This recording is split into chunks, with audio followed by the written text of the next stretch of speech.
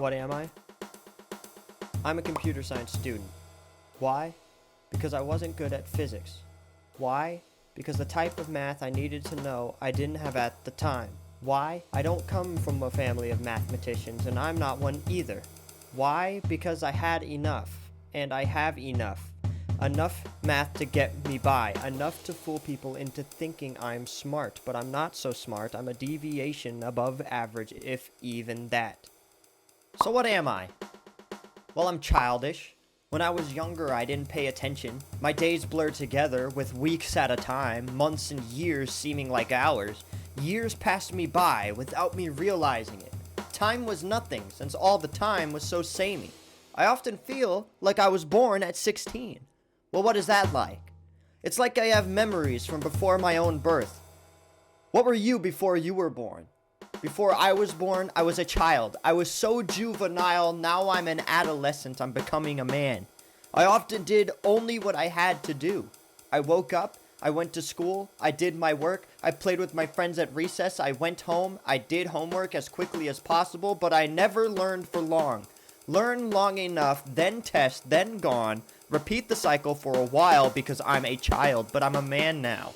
Being born at 16 had me growing up faster, yet still I'm immature. Still I'm not perfect.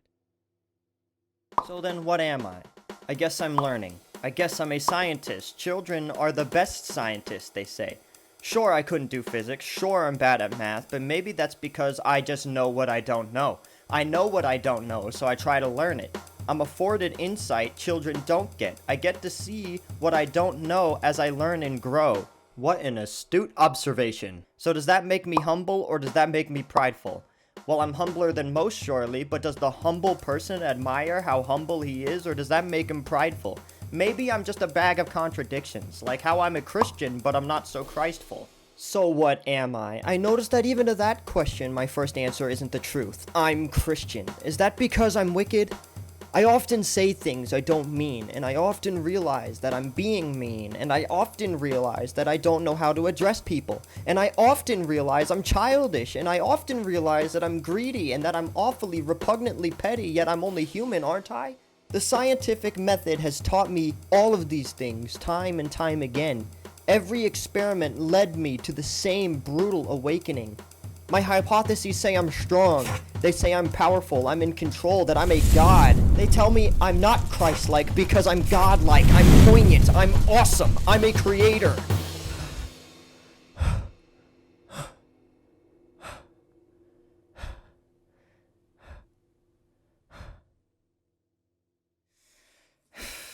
So what am I? Well, I guess a better question is, who am I? Who am I kidding? I'm no god. That's not humbleness. That's common sense. My creations, they're imperfect. Look at them. They're not good enough. Try again. Back to square one. So what am I? I'm not humble. I'm prideful. Surely I'm prideful. I'm narcissistic. I'm angry. I'm insatiable and greedy. Sure is. I want more. More what? I want more. More what? I'll always want more that I can reasonably achieve. Which is not a lie. I'm entitled. It's mine, you know. God created me special, did he not? No, he didn't. Because he loves me? Nope.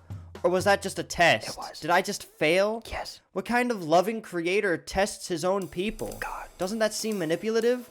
Maybe. But you're Christian. Always have been. Well, I think I am, but Christians are lazy. Turn the other cheek, they preach. Because they'll get theirs, they preach. Then vengeance is the Lord's, they preach. But I'm impatient. I'm vengeful, and I hold grudges because I'm angry. Verily, I am wicked, but I also recognize it. Does that mean that I want to be? So what am I?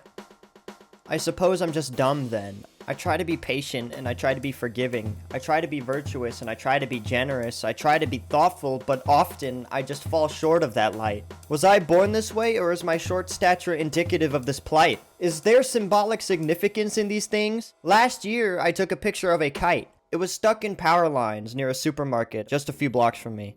Now it's withered and it's destroyed. Those wires held it in place as the elements, the rain, the thunder, the lightning, and the wind especially, tore piece in piece from it. But it's art. It's a timepiece. Once so elegant, so natural and innocent, now it's just a tail and strings and some framing. But still it's caught, still it's ever deteriorating. Sometimes I wonder if that kite is me. I look at the bluer, that much bluer, that brighter and bluer sky of the first picture, and I compare it with its update. I notice how the sun, it was never ever even a factor, let alone such a demanding presence, this force in that earlier picture. I see the way the trees are barren and brown in the second versus their young and green counterparts in the first. I see how the world, the entire fucking world, has grayed and died along with it. Is it or is it me? Or perhaps I'm too narcissistic. I'm just too narcissistic. To believe that that kite is me requires that the world should have deteriorated me to that point. It requires that the world has made me this way, just as it had made the kite that way. But has the world made me this way? Considering nature versus nurture and all that, I think that I've made me more than anyone or anything has made me. Or maybe that's too narcissistic too.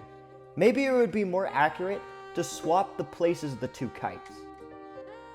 Because I like to think that I stand in contrast to the world and not in complement to it. And if that kite is me, then I'm sorry to refer to it as two separate kites, because in reality, it is one kite, but at two different points in time. But as time changes, doesn't a person as well? Does that make it two different kites? Am I a different person now than I was? What's even the point of being a different person? It doesn't absolve you from your previous life. I'm still the same. In the eyes of everybody, I am still the same. So does rebirth really even exist? I can't be a different person. The world has made it so I'm not allowed to be anybody but me. If I change, it doesn't matter. Says, whoever therefore would be a friend of the world maketh himself an enemy of God. But I live here, James. I live in the world, and I love it. I hate it, but I love it. I hate how gray it's all become, but I love it. Or perhaps I'm just tired that only I've become grayer. I don't know. I like to believe that I'm different, that I'm either wicked in a world of good and I can be fixed, or that I'm good in a world of wicked that needs fixing. Perhaps the kites should be swapped. As I grow older, I look at the past with my nostalgia-ridden vision. I see bluer skies and greener trees then, but now it's all gray and dreary. I'm not depressed. I'm not even manically so. I'm just unsatisfied. So surely that means I am the kite. So am I the kite or what? Well, I'm an overthinker. Does anyone else think like this? The unexamined life is not worth living, they say, but am I justified in thinking this way? Has anyone else ever even examined themselves? It's not just me. Everyone's childish now. Infantilization has damned us. Theft, violence, petty squabbles, childish insults, tantrums. Everyone's entitled now. No one tries to be better, but me it feels. So answer me this, is it better to be born good or to become good through trial and error? While one is implicit, the other takes work, it takes grief, it takes struggle, it takes failure. But the result is the same, isn't it? So why couldn't I have just been born good? Why must I go through the struggle, the grief, and the failure? Or maybe I wasn't born wicked. Maybe I was born good, but that struggle, that grief, that failure turned me wicked. It's my experience. Maybe I am ever deteriorating. Maybe I am that kite. So what am I? I am the kite then. I was going to use it as a book cover, but that book got rejected by every publisher I sent it to. Oh yeah, I'm an author too. Or well, aspiring author. I haven't been published yet. But I write. My friends and family tell me I'm pretty good at it. They tell me I'm a hard worker. I've evoked laughter and suspense in my focus groups of listeners. I've evoked tears and I've evoked fears. I've surprised them with plot twists and creative usages of setting and theme. I horrify. I draw emotion in a way that seems almost lost today. So what am I? I'm an artist. I'm a critic. I hate how undialed, how palatable, how creatively bankrupt everything is now. It's all sanctioned by committee. Music is the same. Money, sex, indiscriminate murder. Next. TV is the same. Poorly written soaps, quirky dramas that refuse to take themselves too seriously, derivative adaptations and reboot after reboot. Next. Movies are the same. Reboots, adaptations, realistic and live action. It's unstyled, it's boring, it's inbred from previous generations' hard work. And games are the worst. Games have been infiltrated by the things that make TV and movies awful, and more. Games won't even finish themselves for you.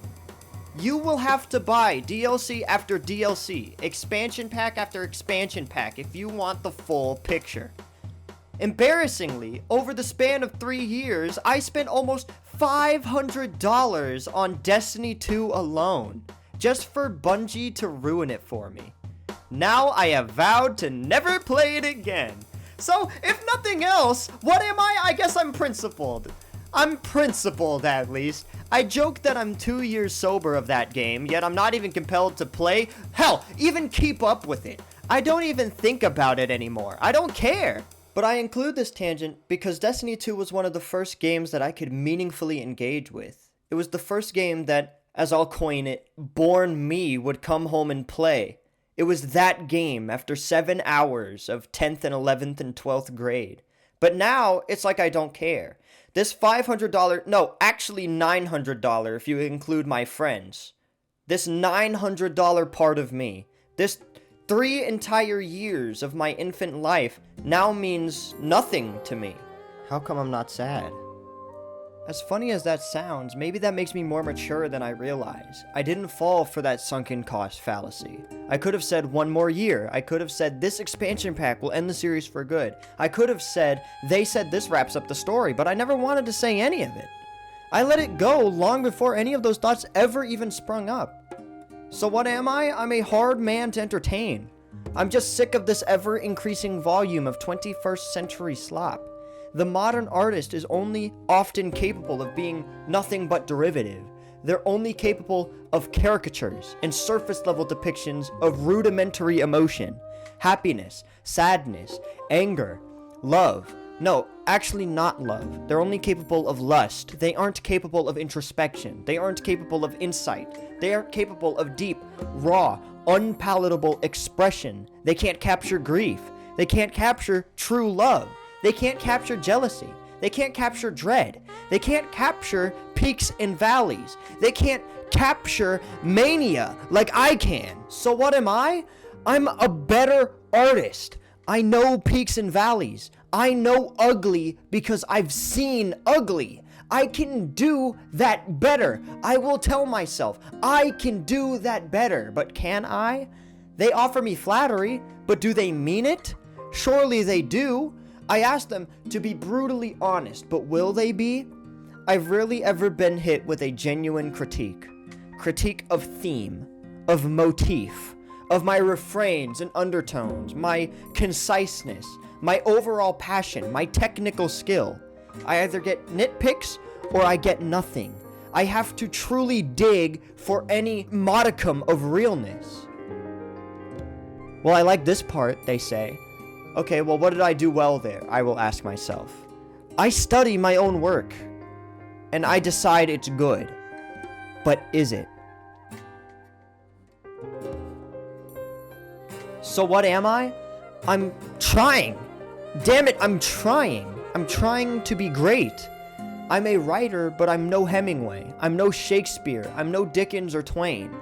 My favorite genre is horror, but I'm no Poe. God, I hope I'm no King or Lovecraft. I can't even read their work, even if it's good. I can't write a Rage. I can't write a House of Leaves. I can't write an American Psycho or Silence of the Lambs. But I can write, can't I? So why can't I write then? So what am I? I am everything. I'm manic. I know everything. I can do everything. The sky is the limit. No, fuck that. Fuck the sky. Nothing is the limit. I am everything.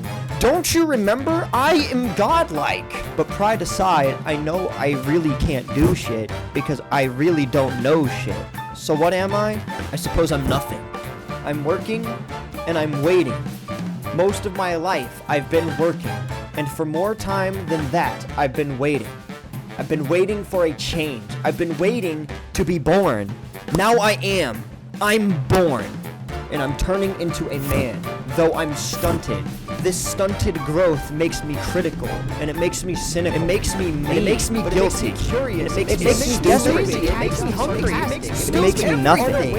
It makes me nothing, and it makes me nothing. But it makes me. It makes me. But what am I? But what am I? Hi everybody, this is Carson. Thank you so much for watching my video, and I really hoped you enjoyed it. This is completely unedited, unscripted. I'm just going to run through one giant list of things I want to say. This has been in the works for a little while. I've tried my hands at a lot of things that I'm unfamiliar with for the creation of this video. I have another channel that I use to mostly play games with my friends. I've never done something really this serious, this introspective before. I've never done anything at all with music. This is my first time. All of those drum bits you heard for the first majority of the video, that was all me. It was very difficult for me, somebody who has never made any kind of music. The only thing I'm somewhat familiar with is drumming and rhythm, so I tried to limit it only to that.